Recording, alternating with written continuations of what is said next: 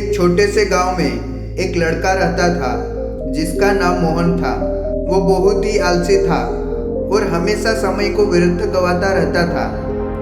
वह सोचता था कि समय का महत्व क्या है, कल फिर से सब कुछ किया जा सकता है। एक दिन मोहन के गांव में एक साधु बाबा आए। गांव के लोग उनकी बहुत इज्जत करते थे और उनके पास जीवन के बड़े रहस्यों के बारे में बातें पूछते थे। मोहन भी बाबा से मिलने गया, लेकिन उसकी नज़र में सिर्फ एक सवाल था, समय का क्या महत्व है। साधु बाबा ने मोहन से कहा, कल मैं तुम्हें एक कहानी सुनाऊंगा, तब तुम समझ पाओगे। मोहन ने अगले दिन का इंतजार किया और जब दिन आया तो बाबा ने उसे एक छोटा सा पैकेट दिया और कहा, इसमें एक छोटा सा बीज है, इसे जमीन में बोकर देखो।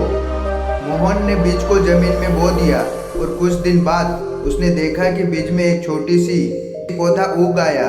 फिर बाबा ने मोहन से कहा, अब इस पौधे को बड़ा होने देना, यह तुम्हारे समय का प्रतीक है। महीने बीत गए और मोहन ने पौधे का ध्यान रखा। एक दिन जब वह गया तो देखा कि पौधा एक सुंदर और बड़ा पेड़ बन गया था। इस पेड़ पर बहुत सारे फल लटके हुए थे। बाबा ने मुस्कुराते हुए मोहन से कहा, यह पेड़ जैसे ही समय का प्रतीक है। अगर तुम समय का सदुपयोग करते हो तो वह तुम्हारे जीवन में फल और सफलता लाता है। यदि तुम उसे अनदेखा करते हो तो वो धीरे धीरे मुरझा जाता है और तुम्हारे जीवन में किसी काम का नहीं रहता। मोहन ने समझा कि समय कितना अमूल्य है और उसे नष्ट करना नहीं चाहिए। उसे यह भी महसूस हुआ कि हर छोटा कदम समय के साथ बड़ा परिणाम देता है। समाप्त।